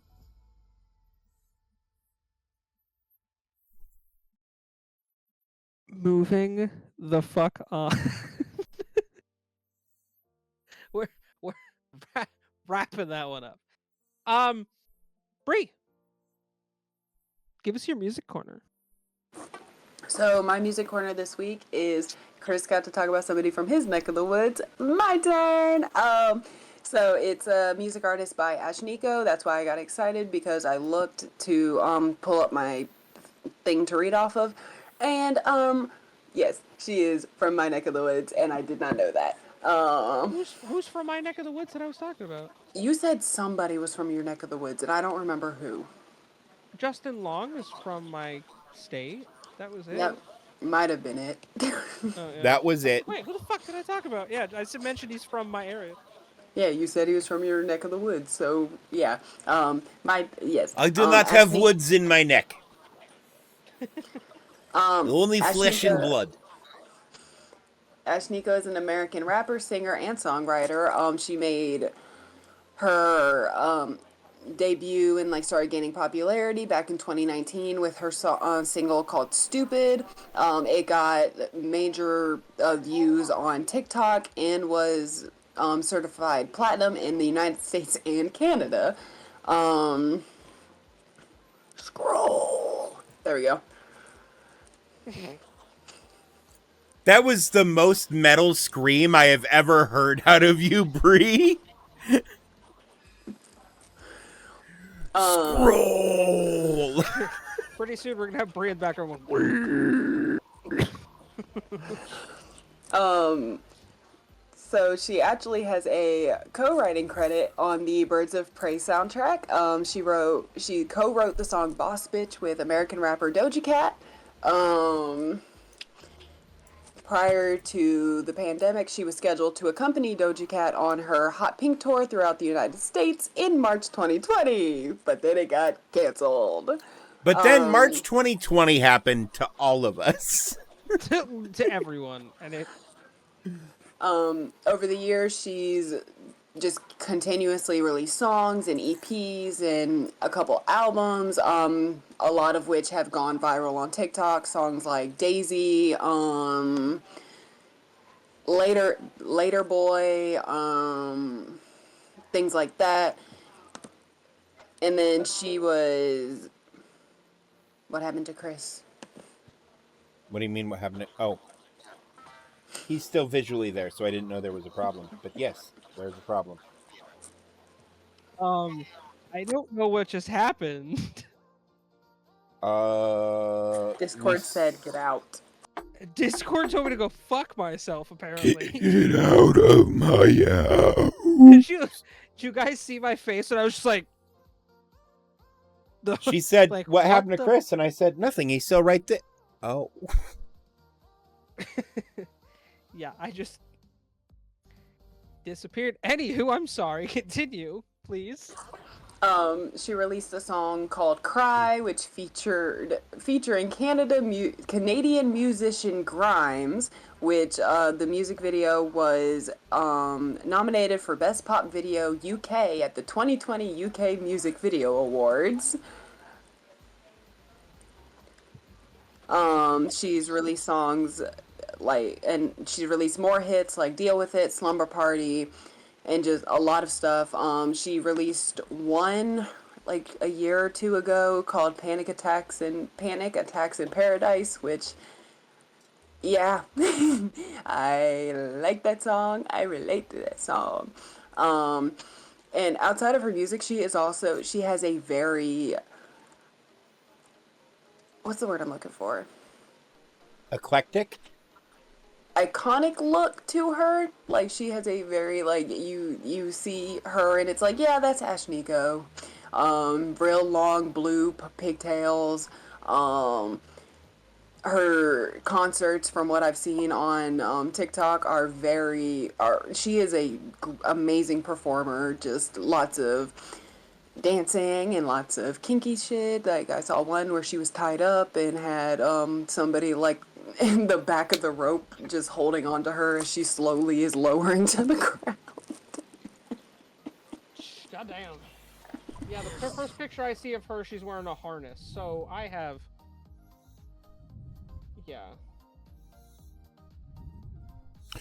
Sorry, we started talking about bondage gear. I'm back. Dave's like, I went somewhere. I don't know where, but I found my way back. Yeah, I'm going to find myself. If I get back before I return, please keep me here. Yeah, she's a very creative artist. She's a very amazing singer, very visually talented, very vocally talented. And lots of her songs have gone viral on TikTok. So, and don't say anything about the way me saying vocally talented, because that's what your face reacted to. Nope, Dave. it was reacting to visually talented. Because what the fuck does visually talented? Is that just a way to say you think she's hot? I mean, there's that too. What the fuck else does visually talented mean? She's good at standing there and being able to be seen. Creative with visuals and music videos and costumes on stage and stuff like that. Okay. Yeah. So not just Bree being horny this time. This one and only time. This one and only time, she says.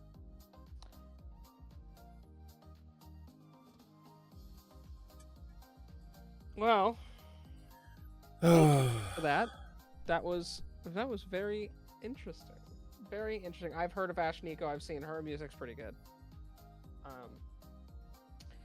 Thus, we move to our final segment of the day.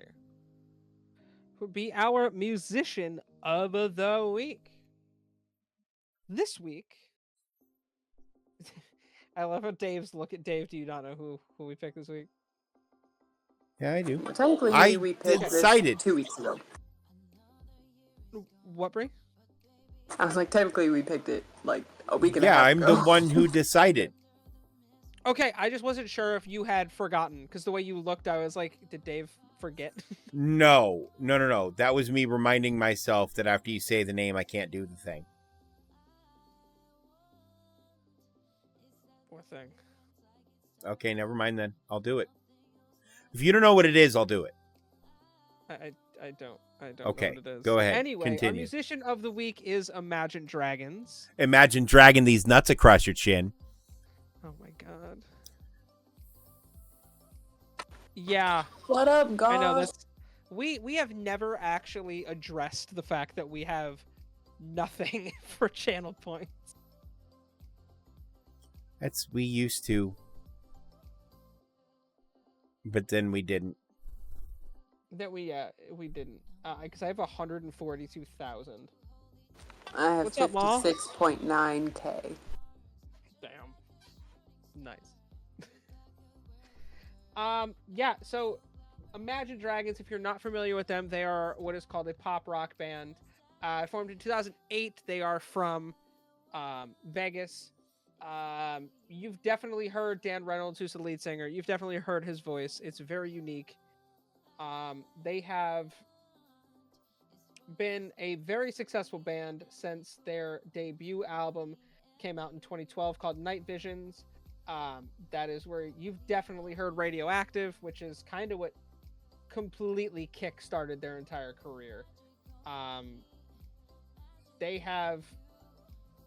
Where was I? Was looking at I was reading. Who was the woman in that music video?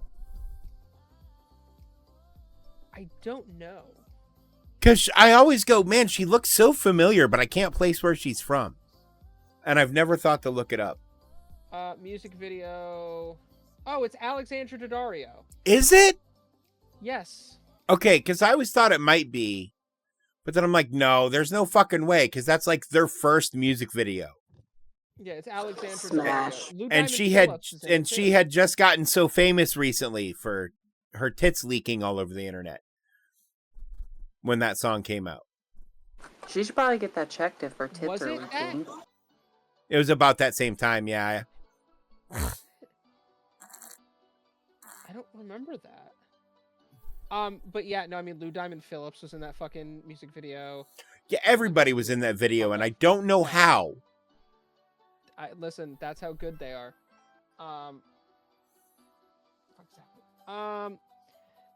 Let me see. I'm sure they've won. Imagine Dragons has sold more than 74 million albums and 65 million digital songs worldwide, making them one of the world's best-selling music artists. They have also earned 160 billion streams across music platforms. They were the most streamed group in 2018 on Spotify, the first rock act to have 4 songs, Radioactive, Demons, Believer, and Thunder, to surpass 1 billion streams each. And only one group in RIAA history to have 4 songs certified higher than Diamond. According to Billboard, Believer, Thunder, and Radioactive were the 3 best performing rock songs of the 2010s. Yeah, I believe it. As far as their awards have gone, they have been nominated for 189 awards, and they've won 57, including 3 American Music Awards, 10 Billboard Music Awards, 1 Grammy, 5 iHeartRadio Music Awards. They were nominated for a Juno but didn't win. They won 1 MTV Music Awards. They won a Kids' Choice Award. They were nominated for 5 People's Choice. They've won 5 Teen Choice Awards. So like the kind of major ones, they've at least got 1. Hey, honestly, I would say no. I put the Kids Choice Award up there as major anyway, because if you can win other awards and still manage to pull a Kids Choice Award for your blanket because the one they won a Kids Choice Award for was Radioactive. It's the same one that won everything else it got nominated for, and it got nominated for goddamn everything because it's a fucking banger. But it's unfortunate that it got overplayed, which it was. Yeah. So correction, Dave, on that. They have been nominated for 7 Kids' Choice Awards. In 2015, 2016, and 2018, they were nominated for Favorite Music Group, which is what they won. In 2024, their first Kids' Choice was from Favorite Music Group. They were not nominated for anything in Radioactive. Weird. Okay, but still, it shows you're doing something right if you can appeal to everybody like that. Yeah. Because that's, I'm sorry, to get nominated for and win Kids, Teens, and People's Choice Awards, which are genuinely voted on by children, teens, and real people. I only say that because my daughter watches sometimes and she's a teen. Obviously, their most notable recent success that a lot of people are seeing is from their theme song, or from their song Enemies, as the theme song for the show Arcane. They even actually have a cameo in the show, which is pretty cool. That song's a fucking banger. It's so good. And we didn't skip it a single time that we watched Arcane. Skip intro? No. No, you had to listen to the song. Their most recent album came out last year. It's called Loom. I haven't heard the whole thing. I've heard half of it, and from what I did hear, it was amazing. But again, I'm a big Imagine Dragons guy. I think Dan Reynolds has such a unique voice that their style could kind of be any genre and it would work.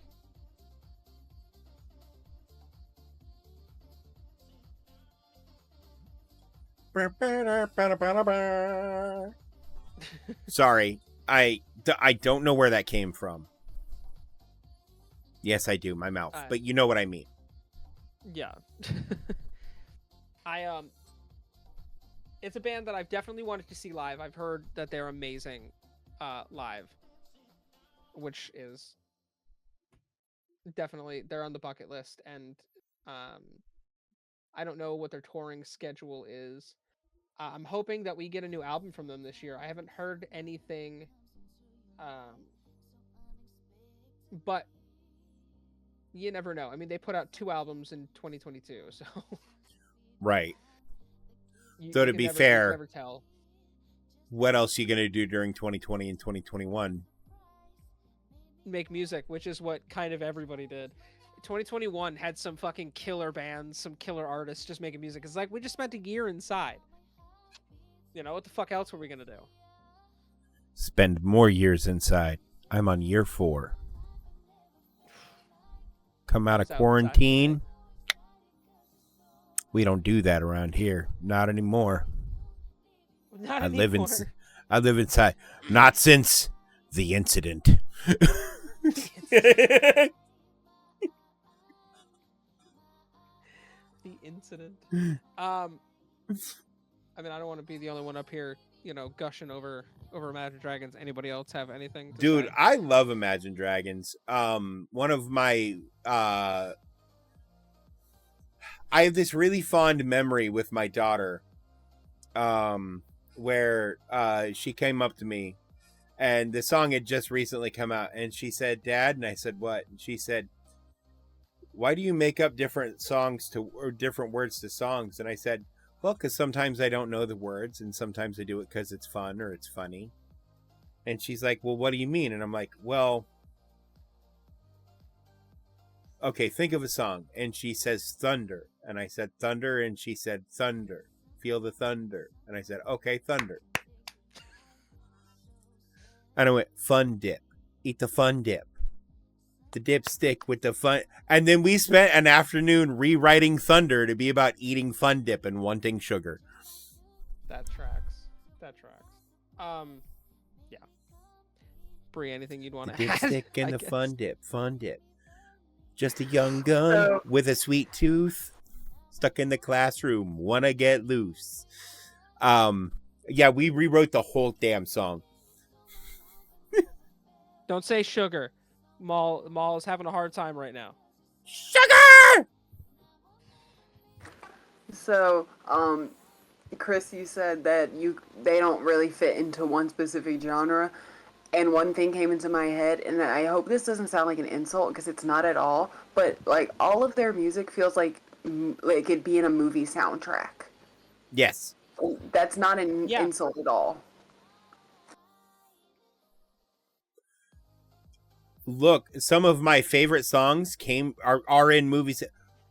Wake Up by Rage Against the Machine is the closing credits song for The Matrix. The Matrix. And it's an amazing fucking song. Where the fucking song by the Pixies is the ending credits song to the to Fight Club, where at the end of the movie, spoiler warning for a movie that is decades old, they blow up the 2 towers, you know, the ones that aren't there anymore. Because this movie came out before that happened by about 4 years. So that's wild to watch. You know, nowadays. But and it's what, Where Is My Mind by the Pixies, I think. Plays as the end credits for that. I think so. I've never seen Fight Club, so I don't know. Arguably one of the Pixies' best songs.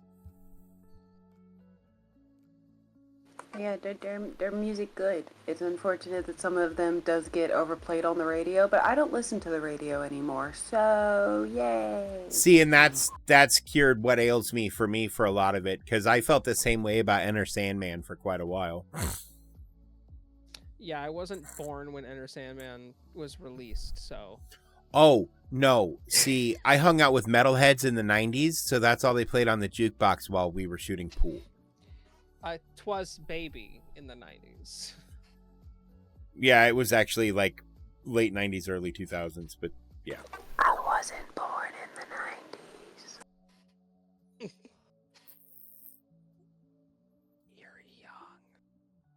But I'm older than my boyfriend, so I'm not the baby when he's around. Look who's robbing the cradle over here.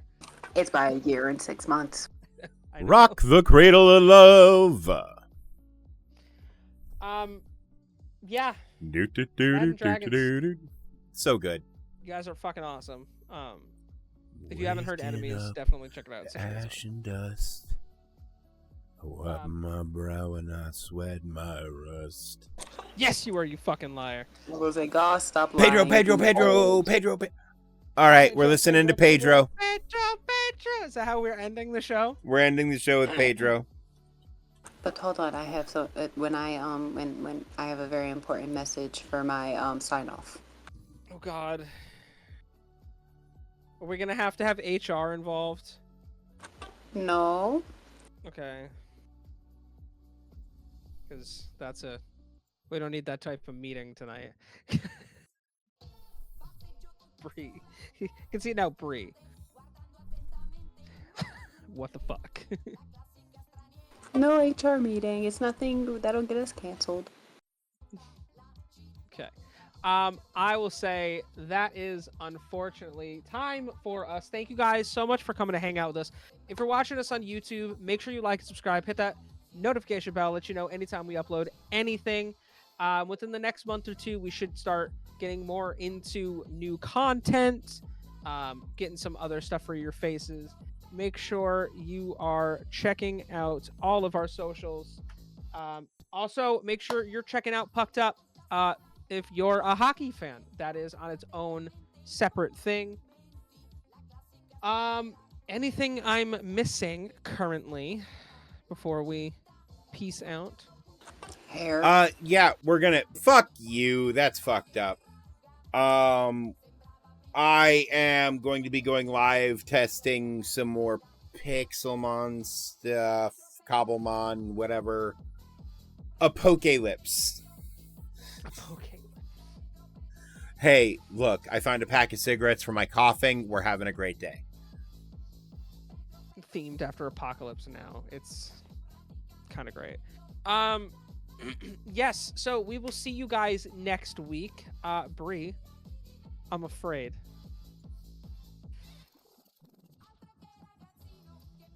I'm afraid.